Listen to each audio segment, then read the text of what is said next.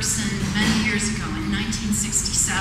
I was working at the Gertrude Castle Gallery in the Fisher Building, and Bill was in town with Rosalind Krauss, and he was researching a book at the Archives of American Art, which were then housed at the DIA, on David Smith. And I remember Gertrude saying, "This famous poet came to visit today, and he liked our gallery," and she was so proud of the fact that the famous Bill Berkson of the 1960s great sets of poets, great poets, was in her gallery. And Bill reminded me today that he's been back here since then. He was here in the 80s when George Tisch did his wonderful line series that is a model for poetry and the way to treat literature in a museum setting. And so we're really thrilled to have him back here again on the occasion of our celebration of Jim Gustafson.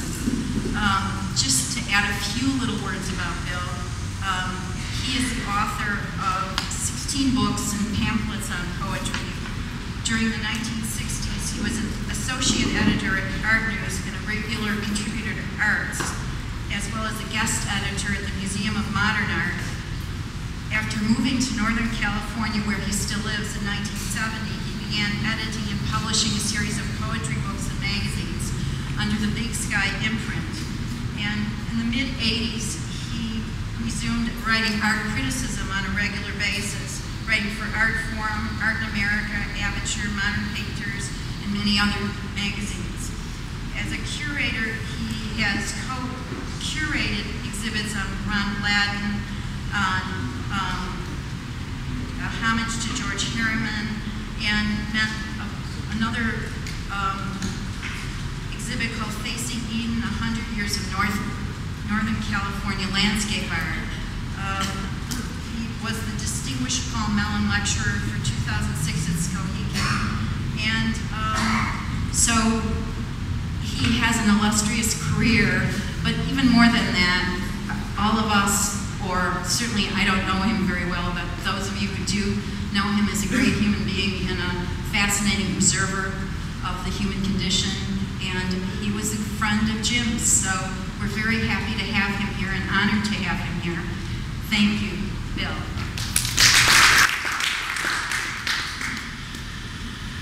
So I think this is kind of, as many of you know, a two-part event, and the first part seems to be me. I can't be apologetic about that. But as I said, when Marcia and Greg asked me to do a talk ostensibly about art, I guess, or art and poetry and life and whatever else we could get into, I couldn't write an entirely new. I've written lectures, you know. I mean, if I'm going to lecture, I have to write it out. It has to do with being in the 6th grade and being nervous about public speaking. I said we have too short notice to do that, but what I could do is to read some parts of things, and then hopefully we can have some conversation. I mean, what I would read would be in some way or other provocative, to the point that you would have a question or a rebuttal, something along those lines. So I hope that's the way it will work for the next 45 minutes or so, and then we'll take a short break, and then we'll proceed to honor, as we should, this terrific poet, Jim Gustafson, who is a friend to many of the people here. I guess one thing that I was thinking about friendship, I haven't seen this yet, but apparently there's an interview with the well-known, maybe more than well-known, he once described himself as being one of the two kinds of critics. He said there was the TLC critic and the BBC critic. The TLC critic is the tender little critic, and the other is the big bad critic. And that was Peter Schildo. And apparently in the latest Artforum, there's an interview with Peter Schildo where he talks about his life as a critic, and he says, "Look, I'm I'm this old cranky person and I don't have any friends. And to me, that's what it means to be a critic. I thought, well, maybe for you. I mean, it seems to me that, really thinking of Jim, who probably saw and certainly expressed in his poetry and in other ways, as I think I'll try to describe very briefly later on, certainly saw all the reasons for one to be, without friendliness and without friendship in this world. And I certainly saw that it was, you could say, an unfriendly world, except somehow for friends. And, and so he did have all these friends. And this amazing capacity for affection, for expressing it in the midst of all the duress and catastrophe and, absurdity that everybody knows. Maybe it was just that he knew that everybody knew it.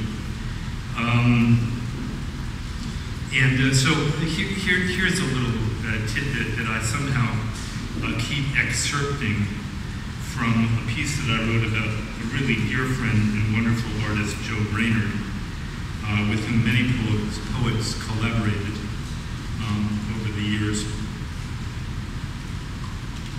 And it's not about friendship, it's about how art proceeds in a way among people. All art is collaboration. Stop right there and argue with me. You collaborate with your culture, your language, your reading.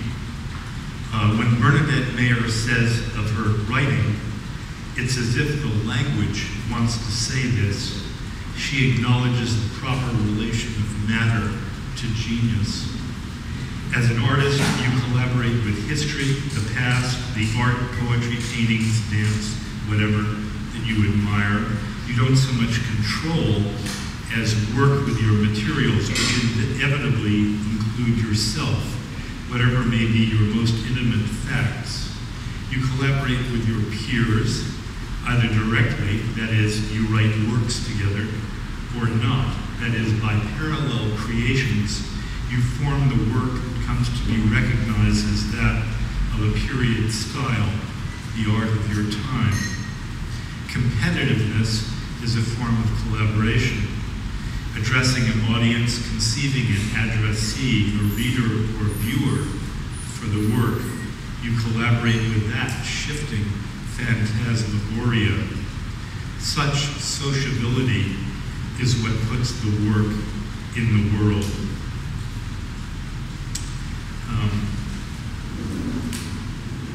Is that so clear that it needs no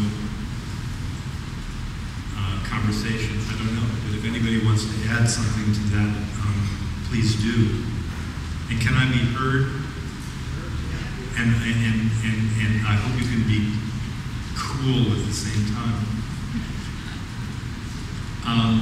We're from Detroit. We're always cool, man. You keep reminding me, okay? All right, I'll go on then. This is sort of a statement that was for a panel discussion quite a while ago, and it's never been published.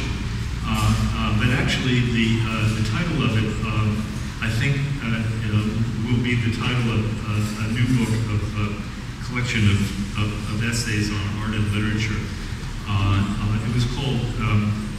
It is called For the Ordinary Artist. And the deal here was, this was part of a symposium called Worlds in Collision that Carlos Villa, a terrific artist and teacher, organized at the San Francisco Art Institute, where I taught for 24 years until recently, and until this year. The panel was on quality, like what is it, quality in art. But the symposium was called Worlds in Collision, and it was sort of in the mid-'80s when the word multiculturalism was riding high, and that's what Carlos organized actually 2 or 3 symposia with that name, Worlds in Collision. So you can sort of get the drift of what the environment for this was supposed to be. Probably the only way to deal with as indeterminate a term as quality is to dance around it. It is not commonly supposed that a dance with a gorgeously specific ethnic body language is mine to perform, but as a quasi-WASP, ex-Manhattanite, refugee, Californian, waltz champion, male poet, aesthete, I will do my best to boogie along the lines assigned. Quality is not a word I find readily in my critical vocabulary.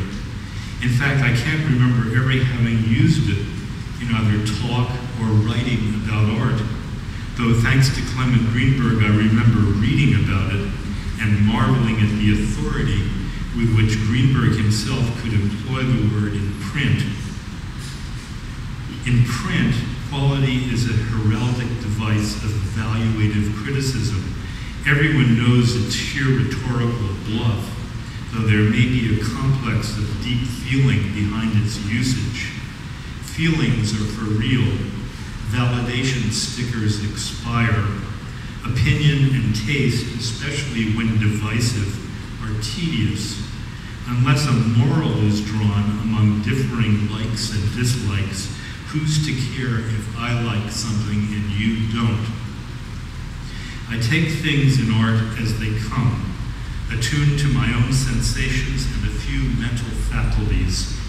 Therefore, I have no idea of quality out front, no a priori judgment, though I do have a sense of how art should be, and I demand that anyone's art show me that artist's idea of how it should be, what the artist really wants to see, even if that what is not quite there. Artists divide and mingle along the lines of idealism and conceit. Idealism implies some important reason for becoming an artist and sticking with it. Conceit is just about everything that leads an artist away from the prime objective. Conceit is often idealism swallowing itself, and often there is really nothing to see.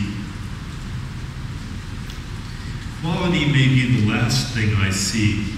I wait for art to show me its quality, but I don't expect it. I can be interested without seeing whether a work is any good or not. Interested, that is, in what it's doing in the room or wherever, in what it tells me, in what might have occasioned it.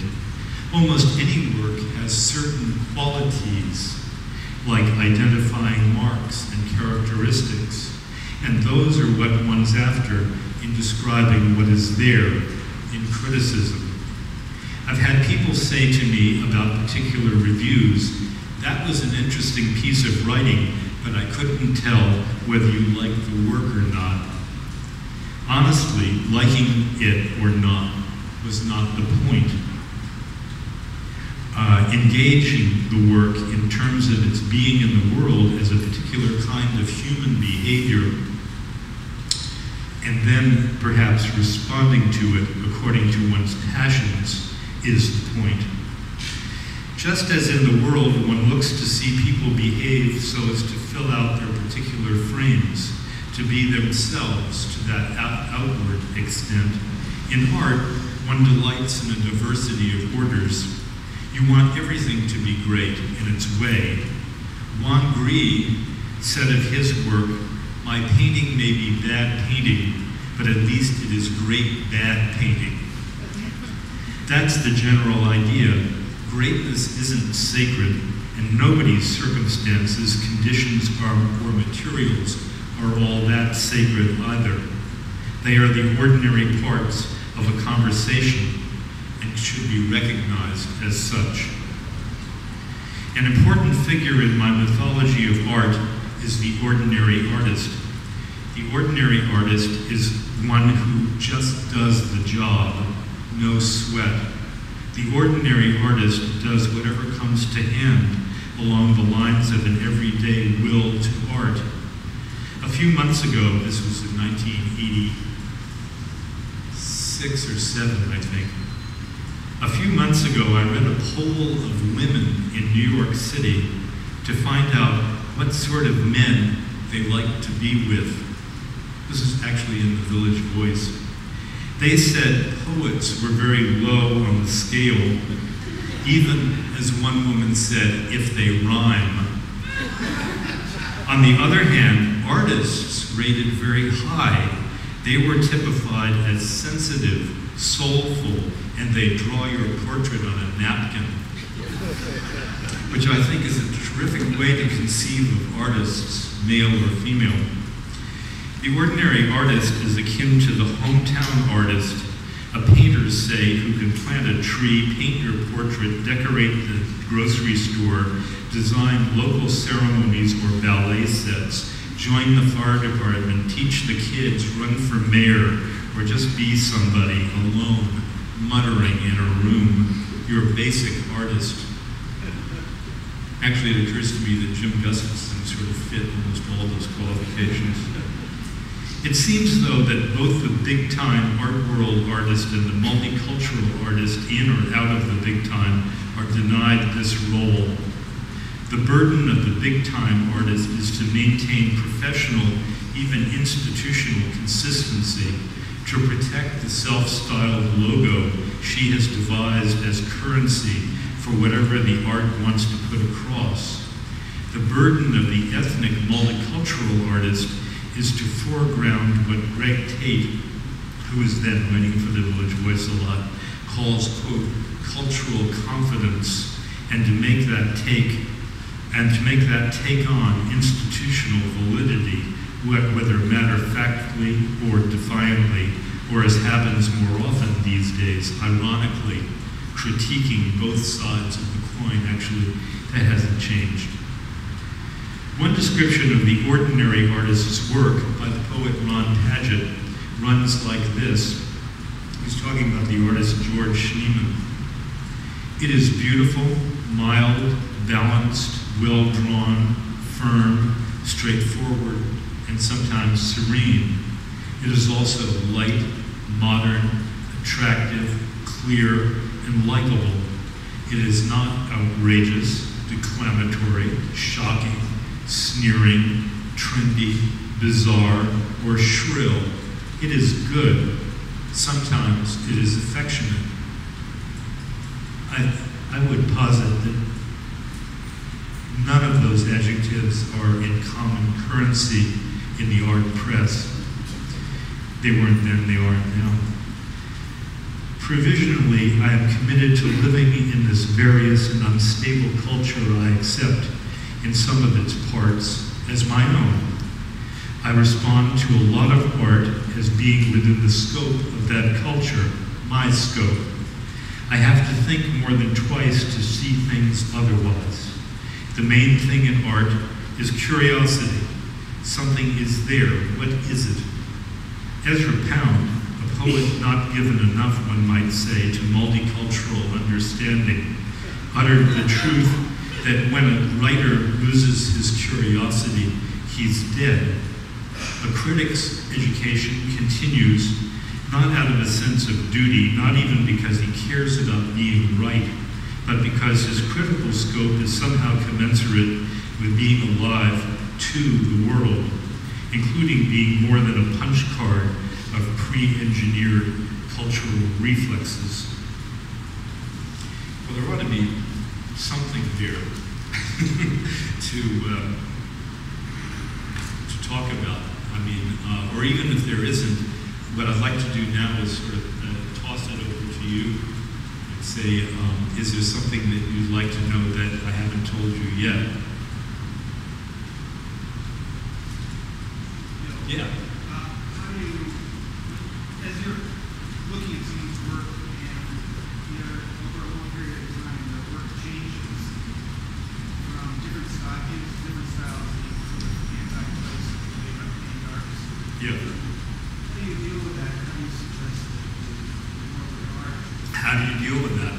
if you look at somebody's work over time and you see that it changes stylistically, how do you deal with it? I mean, as you spoke, the obvious example is Philip Guston. And so maybe people know this sort of stylistic change, if indeed. But actually what happened was the style, I mean, I don't know what style is at that point, because one of the things that happened when Guston started doing clocks and shoes and hooded figures, recognizable objects that were recognizable in the painting. If you chance to go to New York now and you see the show of his drawings going from 1946 to when he died in 1980, you see that those objects persisted from the get-go, and they were sometimes sort of embedded or veiled or, you know, layered over in the work. So one of the things that happened with him was that he had his way, what would be called the style of painting, how to put the paint on the surface. I think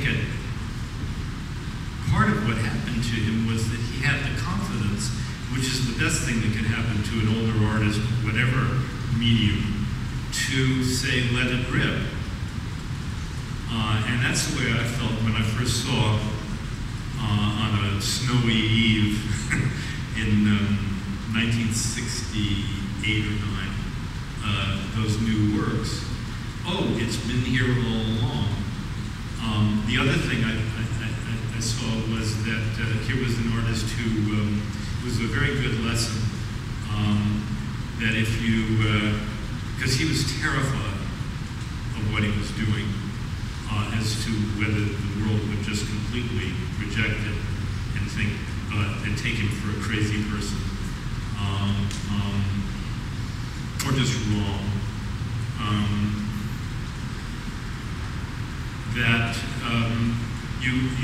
That's the point at which you're probably doing all right. And the strange thing is that people will sort of look at this thing that you think, oh my God, maybe I've really made a mess of it, and say, oh sure, that's terrific. You know, almost like, why didn't you do this before? And we've been waiting for this all along, you know. What a wonderful thing, because then you know that, you know, you can hit that moment where you really think you've gone off the rails, and that's the moment in which another thing that happens is with that moment is probably, as with Guston, you found a way to do what you wanted to do when you were 17 years old. Yep. I want to talk about the death of a word. The death of the word? Of a word. The word quality. Now, quality is stupid in physics, the quality of something. And so you're talking about quality has been so debased as a word.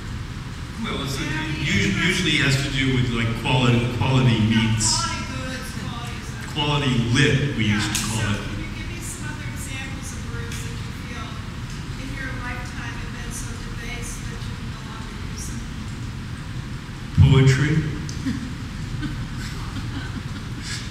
You know, I mean, if you say, oh, poetic certainly is a debased word because you see it in art criticism all the time, and usually it means something with a wishy-washy or soft, icky.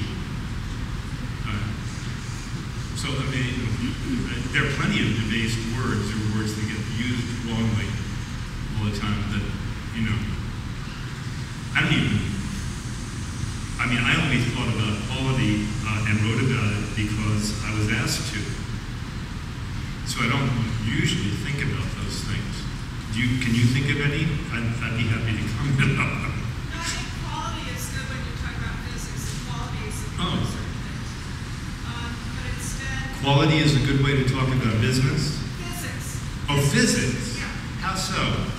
Because you're talking about quality of certain parts of an atom and things like that. There Oh, are okay. ways to deal with that. How it behaves? Yeah. Yeah. But it's become so debased by quality goods, quality this, quality that, quality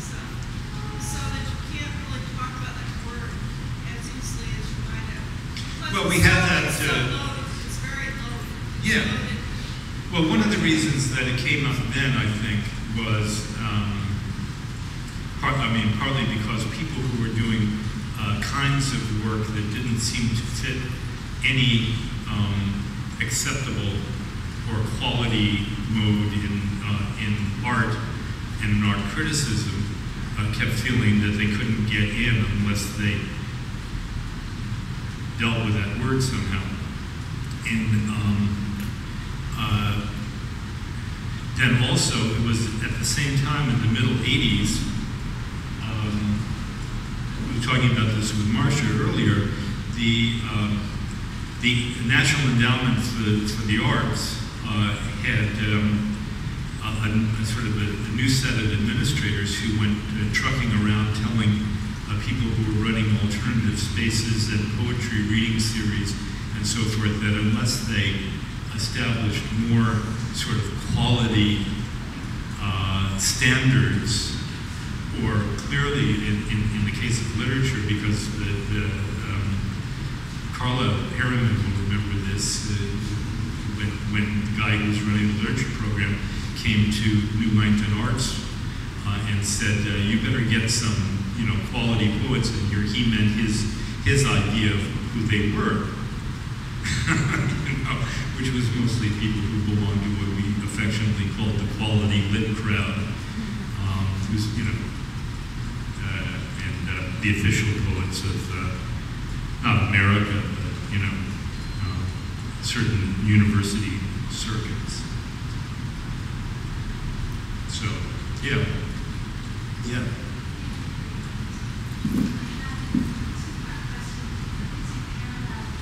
I'm sorry, because of the fair. Yeah. Thank you for your reading. And I have a two-part question. It just brought up that I was on the previous question. Okay. The first part of the question is, Ezra Pound mentioned in your poem as a saying that artists are the antennae of the race. And I'd love your comment on that. And the second part has to do with the relationship between the art and the culture of science. That is, how far apart do you think the true scientist is? Is the true scientist a creator versus a technician? I hope there's the ordinary scientist. Is that the same as the true scientist? However you choose to define it. Yeah. Okay. Poets are the antennae of the race.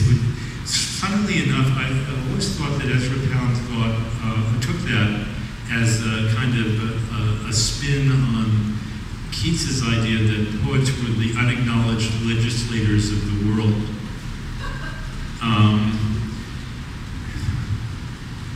I don't know, the more practical riff on that is something that an Iraqi poet said on NPR a few months ago that really struck me when he was asked, sort of, what's your business as a poet? And in Iraq, maybe particularly. And he had made it clear that he didn't want to and wouldn't write only poems about the terrible situation of his home and all the war and so forth. And he said that his job was to keep the language from going insane. That's, and I guess that for that you have to pretty well have your antennae out. I don't know that we're really poets any more than anybody else. The antennae of the race are like Marshall McLuhan picked up on that as some idea that we were seers of the future. Keats seemed to think that we were, the people who were going to save the race from misgoverning itself. Taking pretty good care of words is certain. I think of it as a serious job in that regard. But I wouldn't proclaim myself as, the king of the ants. It's like, having my feelers out better than anybody else. I really don't like you know, it's just like that word poetic. I don't like the idea of poet as some sort of special being, and I don't like the idea of poetry as some special pursuit, whether you're reading it or writing it. And the other part was about scientists. I just don't know. It's all so remote. I mean, I'm very interested in science, and most of the poets that I know and like are too, in reading about, you know, whether it's reading about Nikola Tesla or reading about what people think dark matter is. But once I was asked to be on a round table, it was not in public, at the Exploratorium in San Francisco. The idea was that artists and scientists would sit down and talk. And the funny thing was that all the scientists seemed to think that they understood what creativity was all about, and that they were part of that. But the minute any one of the artists, including me, started to talk about anything that was in their domain, like dark matter, they tuned out, like we couldn't possibly have anything to say, not having had the training. So I thought, well, that's sort of stupid, because, you know, just as in, I mean, if you ever taught sixth graders writing poetry for the first time, you know that they can improve on Keats pretty quickly, you know, whether it's just by accident or what, you know, speculative. Yeah. Bill, your list of the qualities that Ron made of George Schneeman's work? Well, that was Ron Padgett's. Yeah. Yeah. Ron's list of adjectives applying to George Schneeman's work. Would you apply those adjectives to a poet's work? Yeah. Any particular poets? Oh, Jim Gustafson. I mean, let's keep it real. What's the list? What? Give us the list again. Well, then you'll catch me out and say, well, there's one in here that Jim doesn't fit. You know, good, affectionate, serene he may not be.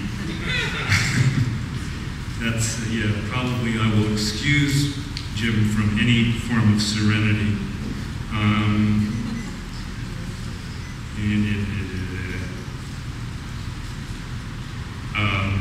Firm, straightforward, beautiful, light, modern, attractive, clear, and likable. He could be all those things, but then he could also be outrageous, shocking, sometimes sneering, never trendy, often bizarre, and occasionally shrill. Yeah. But I mean, all those words, you know, they're not no-nos, they just don't appear because they're too commonsensical for the run-of-the-mill art writer.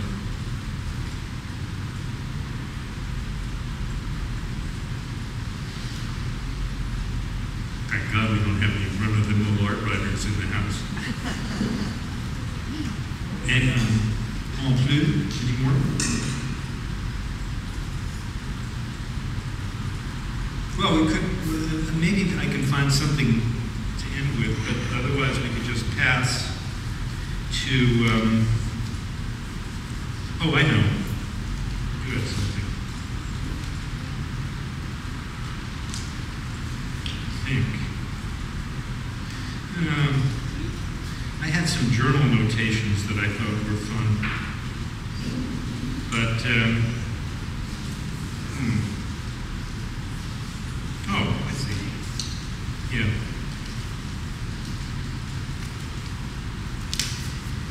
Here's a couple of things.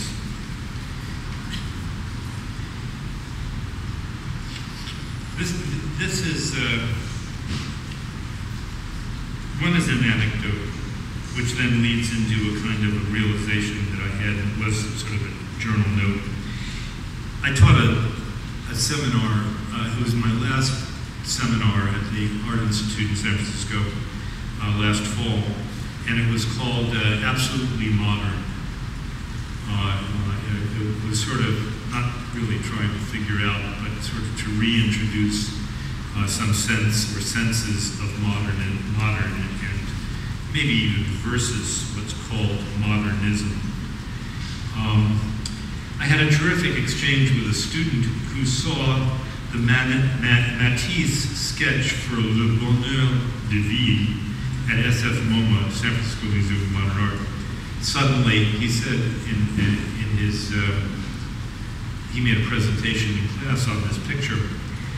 He saw it as creepy. And he said that the psychedelic properties of Matisse's fauve dabs and squiggles bothered him, and which was terrific, I thought. They should be bothersome, and they hardly ever are to anybody. And besides, the great thing was he was really looking at them, which is just about the whole point of the seminar. I wanted the students to look at modern pictures and modern writing too, instead of reading about them. Matisse's raucous little painting, you can go see it any time, is supposed to offer a glimpse into everyday life in the so-called golden age, a time before strife, neediness, outside of comfort. But what's the good of that to us who barely conceive of the life outside the tarnished one we are used to? So, a note I scribbled to myself in the midst of, his name was Dusty, Dusty's and my Matisse exchanges. À quoi bon, asks Baudelaire. Well, okay, of art criticism, but he has just finished an equally profitless boosting of art to deaf middle-class ears. Le bonheur de vie, says Matisse, the goodness of life. Not in fact some remote âge d'or, golden age, but the fact we have bodies. There are trees and water and light and air and art, all sustaining things, accessible via senses, as such, primordial, hence golden. That goes that.